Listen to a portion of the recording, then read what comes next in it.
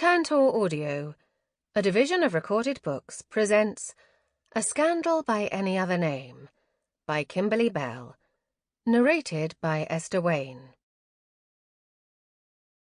Chapter 1. Jasper DeVere tugged at the neck of the scarlet and ermine robe, desperate to have this asinine ritual over. The heat in the antechamber was suffocating. Or perhaps it was just the company. The Duke of Atherton was petulantly sprawled in a chair, scowling wordlessly at Jasper. The writ of summons to confirm Jasper's new title as Duke of Albemarle required him to be presented to Parliament with the endorsement of a senior peer and a junior peer. While Jasper's outranking of Atherton was hardly a secret, the man was not pleased with having it paraded in front of Parliament as a form of ceremony.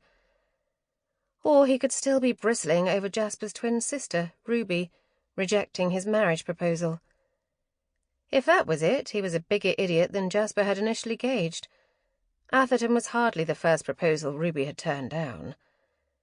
The Duke of Essex entered, closing the door behind him. He was dressed in the same ceremonial robe, no doubt sweating buckets beneath it. "Looks like we won't be bowing to the cloth after all. The Queen is in attendance." Meaning this nonsense would take twice as long at the minimum. Why would she bother? "Oh, I don't know," Atherton drawled. "Perhaps because you're the first Duke to be confirmed during her reign. And her cousin." Jasper would love nothing more than to abandon this entire ordeal and go back to pretending his grandfather was still alive. He didn't want to be the Duke. Not yet. Maybe not ever.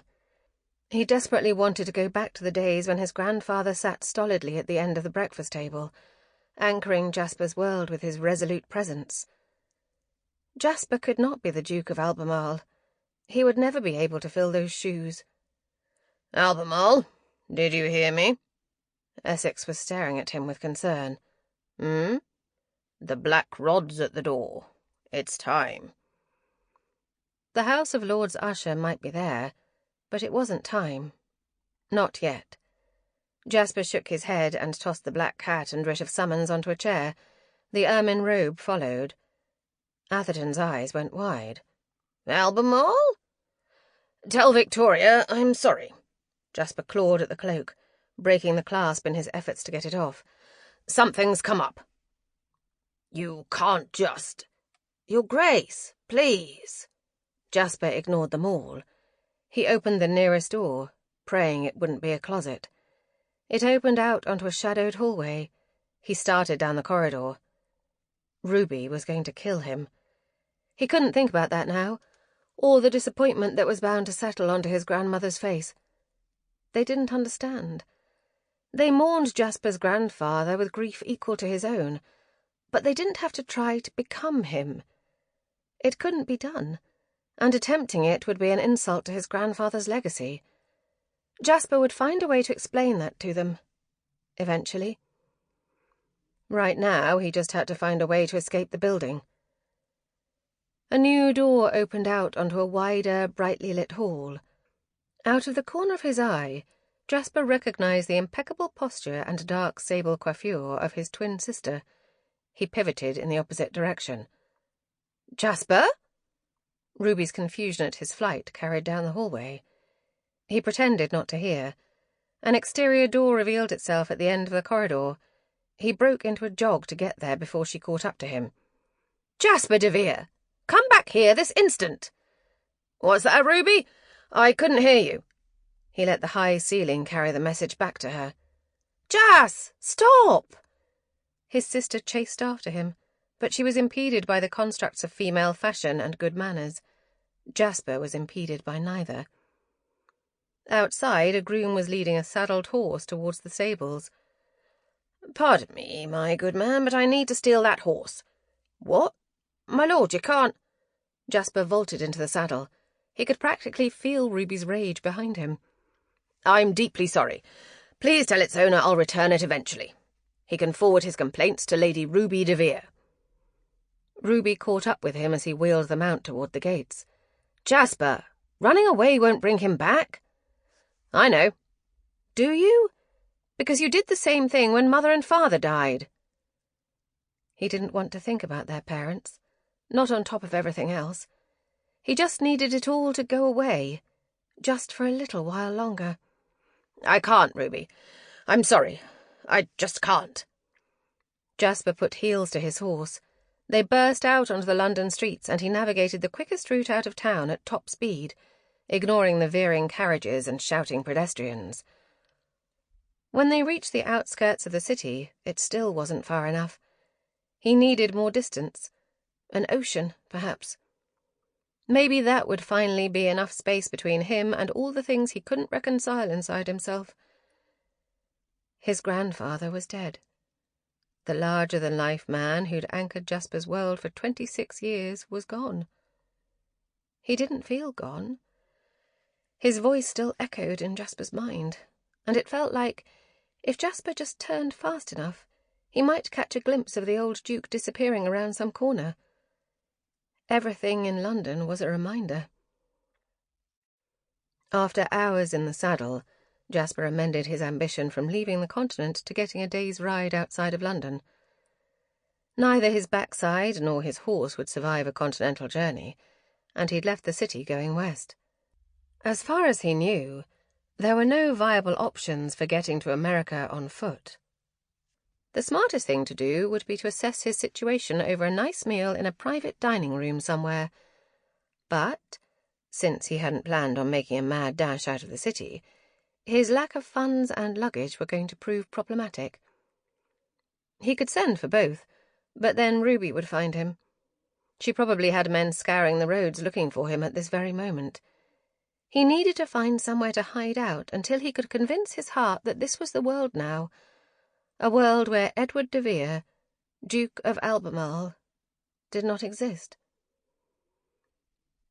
As his horse overtook a farmer's cart plodding along the road, Jasper leaned over and tried to ascertain his whereabouts. "Excuse me, could you tell me where we are?" "Just outside of Woodley, my lord," the farmer answered. "Serendipity."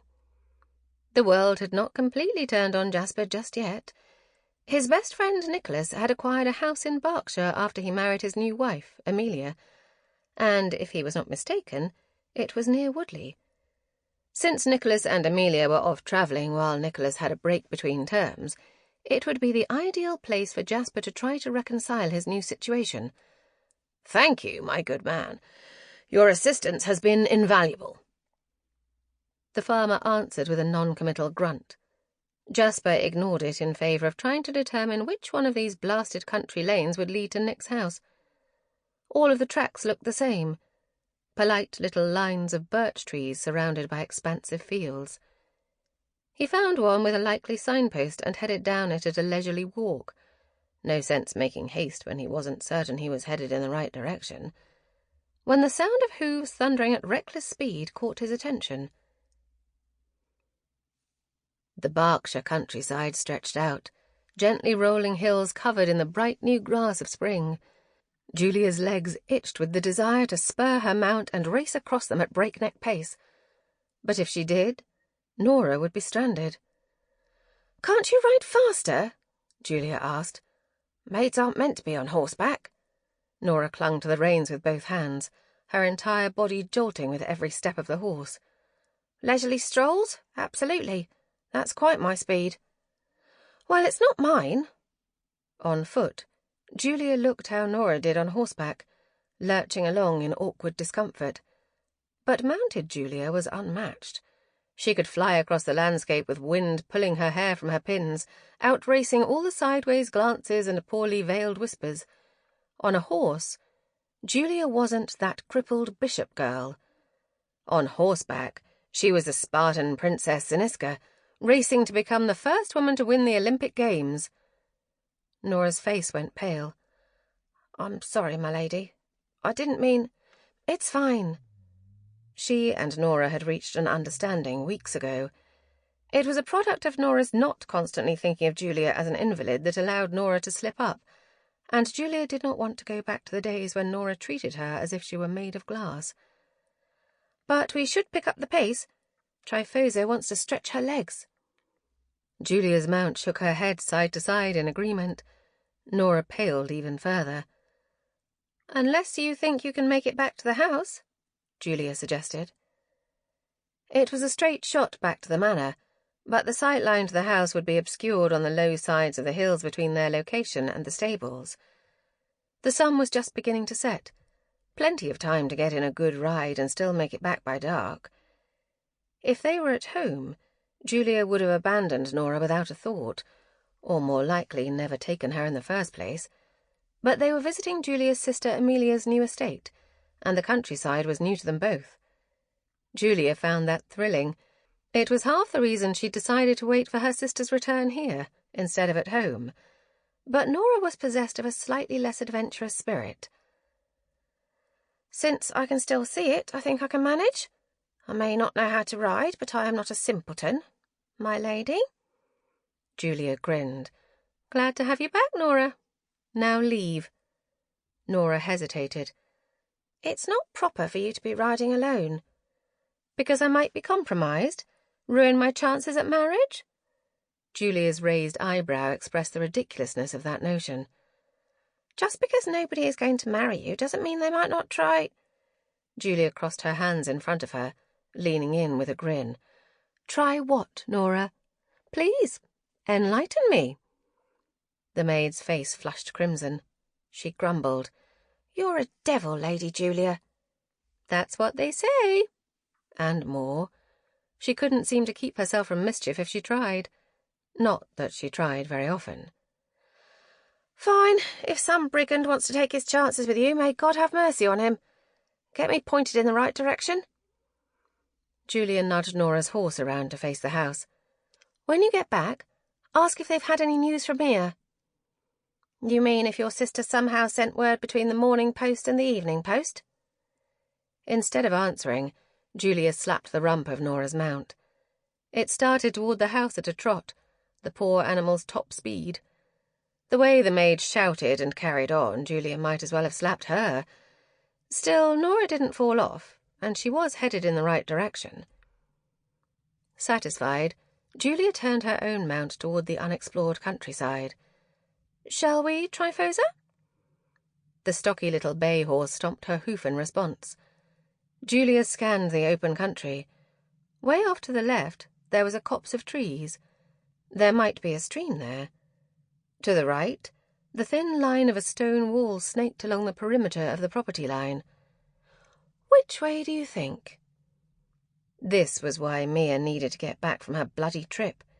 She'd barely been home since she married Nicholas, racing off to this place and that. In her absence, Julia had been reduced to riding with her maid and conversing with her horse. It was all well and good that Mia and Nick were having a splendid time being in love and making disgustingly adorable faces at each other, but couldn't they be in love in England? Tryphosa tossed her head, jostling the reins. "Right, trees it is." Julia clucked her tongue, and Tryphosa burst into motion. For a moment, everything else fell away. There was only the screaming wind and the pounding thud of Tryphosa's hooves against the packed dirt, the coiling and stretching of the horse's powerful muscles, catapulting them across the world. Julia looped the reins around the pommel and hooked her foot into the stirrup. Tryphosa's gait adjusted underneath her in anticipation. Like she had 100 times before, Julia let go and bent her body backward over the padded seat of the saddle. The cushioning she'd added supported her back while her shoulders pressed against the churning haunches of the horse. Her vision filled with the blue of the cloudless sky. She stretched her arms out and closed her eyes, letting every part of her relax as Tryphosa's stride ate up the miles. Julia had barely gotten to melt into the freedom of the open air when a shout nearly caused her to fall off. A streak of chestnut registered in her peripheral vision. A man raced toward her, reaching out. The bloody idiot was trying to gain control of Julia's horse. She pushed herself into an upright position, but it was too late. Surprise gave way to dread as she lost her balance and tumbled over the side of Tryphosa's flank. "This is it. You've finally done it. You've finally taken one risk too many." The impact with the ground rattled her teeth, but the squelching mud buffered some of the fall. Julia lay very still, doing an internal inventory. There could be weeks of excruciating pain, or she could never recover at all. Please, please don't let this be my last adventure. Terrified, Julia tried to move her fingers. They fluttered. She tried her toes next, holding back the tears of relief when they wiggled. Her neck wasn't broken. She rolled onto her back, eyes clamped shut in anticipation of the pain. It didn't come. There were bumps, certainly, and there would definitely be bruises, but the dread of spending the rest of her days immobile faded away. "Are you injured?" "No thanks to you." "I doubt it. I am covered in mud and who knows what else.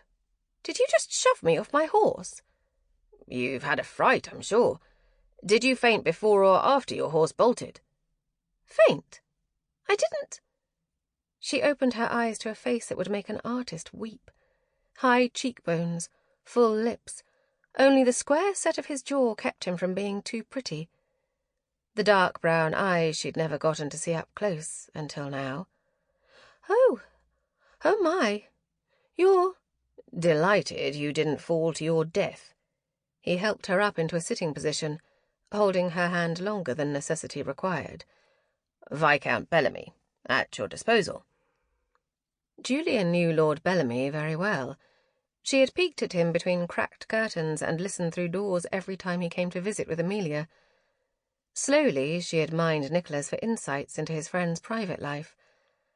Alone in her room, within the confines of her imagination, Lord Bellamy had supplanted Prince Albert as the leading role in her fantasy love affairs. But they had never officially met. Now he was here, holding her hand and staring at her mouth, while she was covered in muck. "And you are?" he asked. "You don't know me?" Surely he must have seen her sneaking away at least once, or would recognize her and Amelia's resemblance. The slow spread of his smile was deliberate. It had to be. It was too charming not to be affected. "I don't, but I would like to." "I'm Oh, God. She couldn't tell him her name and all of the knowledge that would come with it. He didn't know her, but he knew about Julia Bishop. It was a stroke of luck that he hadn't recognized her already, and Julia couldn't stand to watch the interest leave his face. Not yet. "Nipper. My name is Juniper. Fairchild." Juniper? She had lost her mind, and her ability to lie. He would call her out on it immediately. Lord Bellamy lifted her gloved hand, placing his lips against the butter-soft leather. "It is a pleasure to make your acquaintance, Miss Fairchild." The pounding of her heart went silent as the world around Julia stood still. Lord Bellamy's lips were touching her hand. Well, her glove, but it was close enough. No simple accessory would ruin this moment for her. A handsome lord was kissing her hand and telling her it was a pleasure to meet her. Julia smiled at him. It was a struggle to keep it from turning into a girlish giggle, but she managed. "Let's get you stood up, shall we?" Before she could protest, he lifted her to her feet. Any moment she would have to move, and then he would know, but standing in the circle of his arms with his fingers shadowing her ribcage, it was difficult to remember that. The smoky scent of him with a hint of something fresh and possibly floral intoxicated her. She leaned into the solid warmth of his chest. "Are you all right?" he asked. "Just a little off balance," she lied. She just needed a few moments of delicious closeness to etch into her mind for later, when she could unpack this experience and embellish it to her heart's content. She took a deep breath. It was jasmine. The teasing floral smell was jasmine. His arms tightened around her, pressing their bodies close. Lord Bellamy looked down at her. "As I said, I am at your disposal. Use me however you require." Good heavens! No man should have such a sultry growl in his arsenal. She'd save that memory for later as well. In the meantime, Julia could think of several ways to use him. Her eyes focused on his lips. The lower lip had a slight pout, the product of just a little too much fullness that begged her to taste it. She bit her own lip. If he would only lean down just a little. "Help! Someone help me!" Nora's yell broke through the moment. Lord Bellamy's arms loosened around Julia, and he stepped away. Damn it all to hell. Maid and mount clomped over the hill and into view at a moderate walk. "The beast's gone rogue! Get me off this monster!" "Oh, for God's sake, Nora!" The moment was lost, and it was time to return to the real world. Julia intercepted the not even remotely runaway horse and took the reins. "You're limping," Lord Bellamy exclaimed. "Why didn't you say you'd been hurt in the fall?" Suddenly, it wasn't over at all. Julia must be precisely the devil everyone said she was, because she felt zero compulsion to come clean and explain the truth. Julia looked down at her skirts, doing her best impression of a mewling miss. "I didn't want to be a bother." "Don't take another step. You could injure yourself further. Is it your foot or your ankle?" "My ankle, I think." She widened her eyes with extra innocence. Up in the saddle, Nora suppressed a choked sound of surprise. "Perhaps I should have a look, if it's very bad." "No!" Julia shouted. Lord Bellamy took a half-step back. Damn. She hadn't meant to be quite so forceful. It wouldn't be proper, don't you think?" As if she cared a fig about propriety. Julia would be more than happy to let him inspect her body in detail, just not her ankle. Above her, Nora coughed excessively. Lord Bellamy looked between them with squinted eyes before shaking his head. "Well, then, you still must get off it at once. Let's get you home. Where are you staying, Miss Fairchild?" Pure panic sent tingling numbness down to the tips of Julia's fingers. It was too late to claim a blow to the head and pretend she didn't know. "I'm staying with my cousins, Lord Nicholas Wakefield and his wife, Lady Amelia. It's not far." Lord Bellamy burst into a beaming smile. "What luck! I was headed there myself. I wasn't aware Nick had such a beautiful cousin. I would have insisted he introduce us at once." Jasper DeVere thought she was beautiful. It was too wonderful to resist. All common sense floated away on the wind. "I'm Amelia's cousin, actually. From Kent." "That makes a great deal more sense. Any cousin of Amelia's is bound to be lovely. Though I doubt even my imaginings could have concocted someone as delightful as you." A flush spread across Julia's cheeks, and she had to stare at her skirts to keep from bursting into a ridiculous grin. "Shall we—" "Oh, yes. Let's get you home." Julia allowed him to help her back onto her horse. Suddenly she was extremely grateful Amelia and Nicholas hadn't returned yet. They were constantly trying to put a damper on her adventures, and this one was shaping up to be the most diverting of all. She'd tell him eventually, but for now, she was finally getting a taste of the romance she'd always wanted. Chapter 2. Perhaps Nick and Amelia would understand. It wasn't as if he'd set out to encounter their cousin, or to flirt with her. It was one more instance of serendipity. Practically fated. They were his truest friends. Actual friends, not just a society acquaintanceship. And his intentions weren't necessarily dishonourable. He could flirt with a woman without taking her to bed. It didn't happen often, but he was almost certain he was capable of it. He harmlessly flirted with Amelia all the time. That was at least one account in his favour, and in the same family, no less. Not that his responses to Miss Fairchild were entirely harmless. The line of her neck as they rode back to the house was regal perfection. But then an innocent pink flush dusted her cheeks when she caught him admiring her. When she cast her eyes aside in modesty, there was a mischievous twinkle to them, and an impish tilt to the corner of her mouth. The complexity of her taunted him. He wanted to know what she was thinking. He also wanted to know if she blushed pink all over. Their little party had started down a long gravel driveway, so it was probably prudent for Jasper to stop staring at Miss Fairchild like a randy youth. I must confess I had planned on borrowing Nicholas's empty house. I didn't realize he and Amelia were back already." "They're not. I meant to surprise them by being here when they return." Her cheeks went delightfully pink again. "We're alone for the time being." He spent a moment with the imaginings that brought to life before reason broke through. "I shouldn't stay, then. I'll just wait until the doctor confirms you're in good health and then find somewhere else. Without a chaperone, it would be quite the scandal."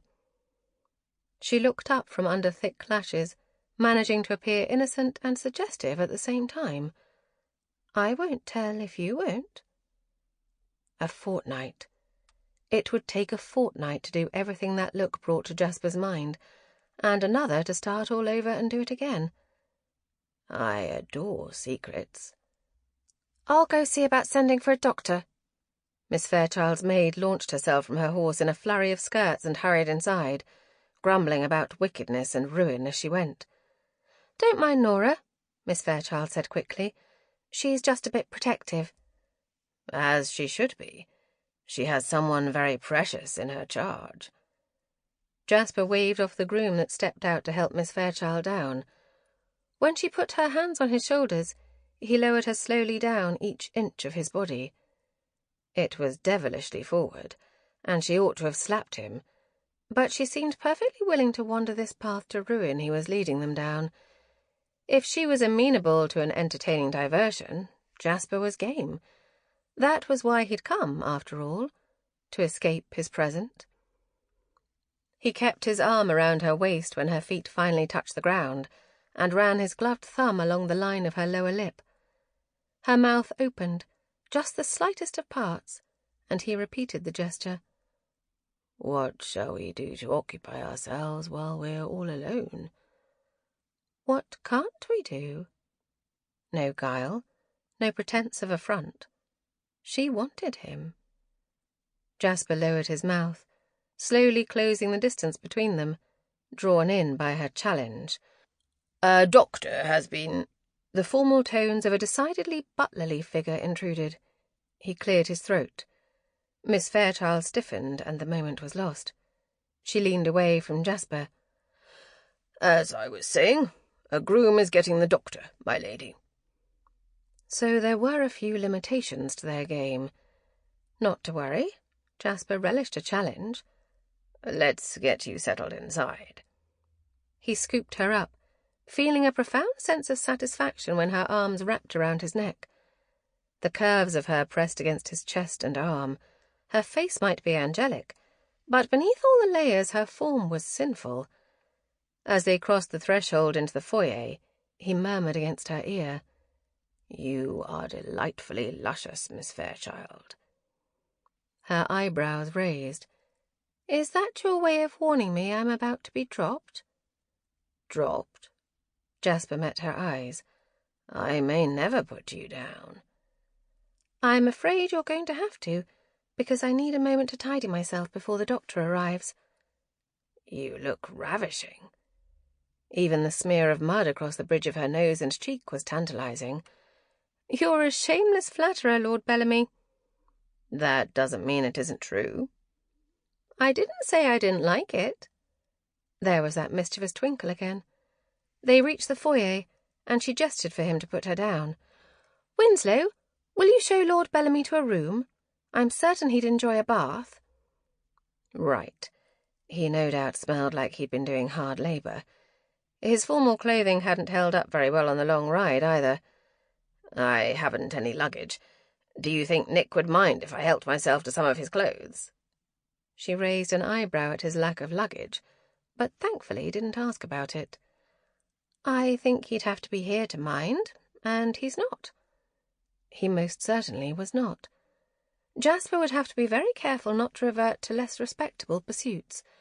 It was one thing to push the boundaries of convention and flirt with a beautiful woman.